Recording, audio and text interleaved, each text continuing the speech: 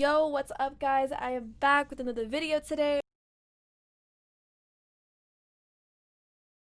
I have not posted a video in like almost a month, and there's been so much that's been going on just with school and classes, and I don't want to sit here and like make excuses, to be honest, because for some reason things just have been getting super demotivating with like exhaustion, being on the computer, like doing things that I need to get like responsibilities done, and that's just drained me. I know a lot of us are super anxious, and especially during these times it's like, I don't know, it takes a lot on your mental health. And for me personally, I've just been dealing with a lot of like jaw pain, just stress, anxiety. I have a TMJ, if you guys know what that is. It's basically a jaw disorder where like your jaw joints lock and like they don't sit right.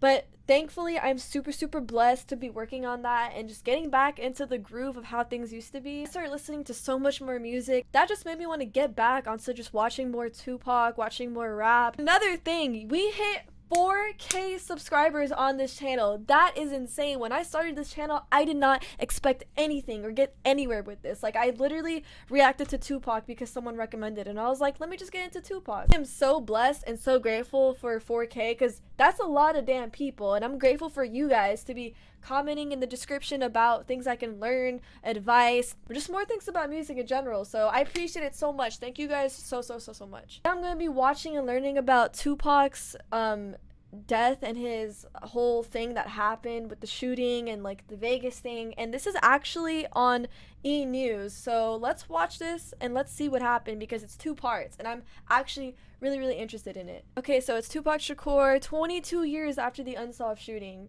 So let's watch it. Killing each other, that's not the way. Lord knows I tried, been a witness to homicide. Died extremely violently. We've never found the killer. There was a huge crowd there, a lot of potential witnesses. Las Vegas police are taking another look at the case. One of the great artistic Another look at the case. talents of his generation was cut short. I got so much to share. Ain't nothing but against the party. You rap a lot of your songs from a gangster's point of view. From a thug's point of view. From a thug's point, what's the difference? Well, to me, gangsters die quick. It was a gang-related brawl that Okay, so he asked Tupac, because everyone knows how when people talk about Tupac's music, or like back in the media, it was all, oh, he's a thug, it's gangster rap, they're all thugs, the outlaws, this and that. But the guy asked him, what's the difference between Tupac's music and gangster music? And he said, gangster rapper, they die fast. Like, okay, I'm gonna let him. that led to Tupac's murder on September 7th, 1996. After watching the Mike Tyson match in Vegas with Death Row Records mogul Suge Knight, Tupac jumped Los Angeles Crips gang member Orlando Anderson. One of the stories that is out there is that Orlando Anderson had committed a robbery on either Tupac or one of Tupac's friends and stole their necklace. It was on videotape. I mean, they were going at it, and Tupac got the best of him within a couple hours of that incident. Okay, so if you guys didn't watch my last video, not the last video, but 2 videos before that, I actually watched and saw the pictures of Orlando, the guy who apparently, that you guys also mentioned in the comments, jumps Tupac or one of his like friends, and like they stole a necklace. So it was basically like retaliation in a way. I was so shocked on how Orlando looked very similar to Tupac, which is kind of crazy, because they were saying that like it was him or one of his team, like one of his members, who like shot the car and followed Suge and Tupac that night after the fight in the MGM footage in the video.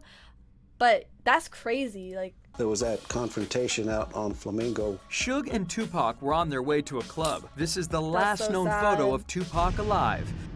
Minutes later, A white Cadillac pulled up next to Suge Knight's BMW. Tupac was in the passenger seat. Suge was driving. A shooter on the driver's side oh, they got an Backseat. animation. of the Cadillac unrolled. Okay, so the fact that they got an animation right here to show exactly what happened. They were in the BMW, and then the shooter's vehicle was a white Cadillac, and it pulled up next to them. But I guess before that, it was like a paparazzi who had taken a picture, so. The window, arm came out, opened fire, and just went rat-a-tat-tat. There were 13 shots fired. Why did she say it like that? What the? Tupac tells him, "You're shot, man," because Suge was shot in the back of his neck. And he said, "I'm shot, look at you." And they end up on the Las Vegas Strip. And the last thing he said. Wait, so Suge was shot and got shot in the back of his neck? Did I hear that right? I thought he didn't get hit. Because I thought it was only Tupac, and that's why there was all these, like, things talking about how, oh, it's weird how it was only Tupac who got hit, but, like, they just said he got hit, too. Dead to Suge Knight was, "I'm dying, man." I was working on the Las Vegas Strip. I was a sergeant. Guy came sliding in on my bike. Suge Knight runs out, and he's running around yelling.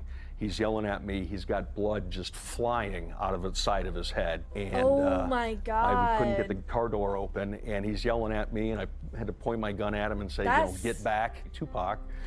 He basically slumped out of the car when I opened the door. We have something in police work called a dying declaration. So I asked him, what happened? Who shot you?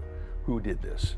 And he was just kind of ignoring me, and he was trying to yell back and forth to Suge. He got a breath together, and I said, okay, so if you guys don't know what he mentioned, I actually took a sociology class with crime and like delinquency and all that, and the dying declaration thing, like that's something that when someone in a case or in an event is basically dying, like they try to help the person, but also try to get as much information as they can from the person in case, God forbid, something happens to them. And that's why he was asking him. But man, I don't think, did Tupac know who it was? I mean, he was probably 100% in a shock, and like when that happened, I can't even imagine or want to put myself in his shoes, because I can't understand that position he was in, because man's got shot, like, oh my goodness. I said, who did this? He looked at me and he went, you.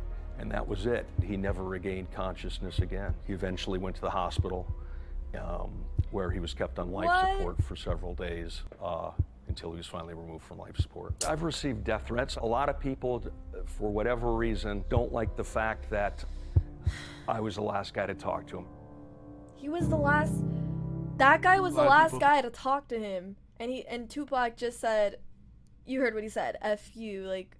Thought he would live through it. A lot of that was down to the fact that he'd survived another major shooting. That guy is the editor at the Rolling Stone. I saw Tupac's body at the coroner's office during the autopsy, and he had a whole bunch of bullets in the middle of his chest. There was no way. He could have been shot in front of an emergency room, and he wouldn't have survived. The night Tupac was shot. Oh my God. This whole time with the whole, Tupac's whole case, I thought, because I didn't even know he got on life support until 2 videos ago when I learned about it, and that it was a decision to remove him off that to stop his suffering. But this guy who works as an officer at the homicide center, as a senior executive and all that, he saw it, and he saw the bullets and everything. The fact that he said even if he was in front of the emergency room, he wouldn't be able to survive, because I kept thinking about it, and I wanted to have a discussion about this with you guys in another video. What would you guys think would happen in our industry and in this world right now if Tupac was alive? I feel like there is so much I could talk about in those videos, and the music industry and what the impact he would have had, because even though he's not here, he still has a huge impact. But the fact that he had no chance, and this guy who saw his body said it and saw the wounds and health-wise, that just sucks. It was there was no hope. Literally, there's no hope. The next day, Orlando Anderson gets back in Compton and goes all over the street telling everybody, I shot Pac, I shot Pac. He was bragging about it. The gang cops identified Orlando Anderson to the Las Vegas Police Department. I got it straight from the street gang cops. Street gang cops?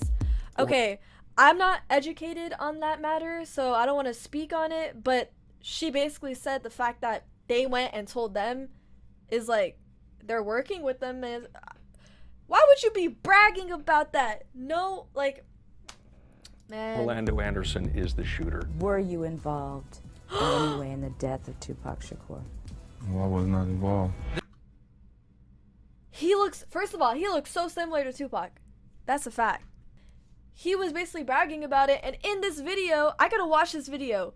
He said no. There was not denied it. enough evidence to prosecute Anderson. Because the police got absolutely no cooperation whatsoever. And I talked to those guys, all from Tupac's group, and they were all there at the shooting, and that night, nobody saw anything. There's no doubt in my mind whatsoever that Suge Knight knew immediately who was behind the murder of Tupac Shakur. Suge, who's currently in prison on unrelated murder charges, was allegedly a high-ranking member of the Bloods, Orlando's rival gang. When somebody do something in the ghetto, if you tell on them, that's called a snitch, a rat. In the suburbs, if somebody do something and they tell them, they call an eyewitness. It's a big difference. 18 months after Tupac Wow. died, Orlando Anderson was himself killed at a car wash. When someone big like that dies, it's tough to accept. My adversaries is getting buried. They paranoid of getting buried. One of us gonna see the cemetery. There were lots of conspiracy theories rolling around. Wow, this is, oh my goodness.